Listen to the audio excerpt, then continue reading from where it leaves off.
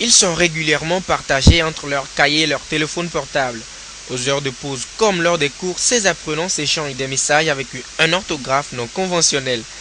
Une situation qui devient récurrente et qui, pour les enseignants, influence les écrits des apprenants. Nous rencontrons ces aberrations et puis régulièrement.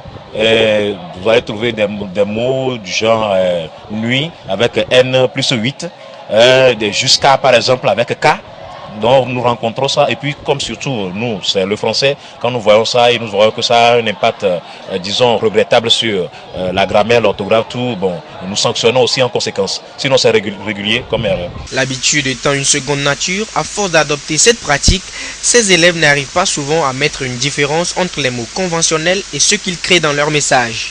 Parfois quand tu fais la dissertation en classe, tu peux parfois écrire un mot et comme tu as l'habitude d'écrire ça dans un message, tu écris ça et tu doutes un peu de l'orthographe. Quand on abrège des mots dans les testos, la plupart du temps quand tu veux écrire les dissertations ou bien écrire le français normal, ça agit sur l'orthographe des mots. Par exemple, qui tu écris avec K-I au lieu de Q-U-I ou dans tu écris DS, ça vient inconsciemment quoi, parce qu'on est habitué.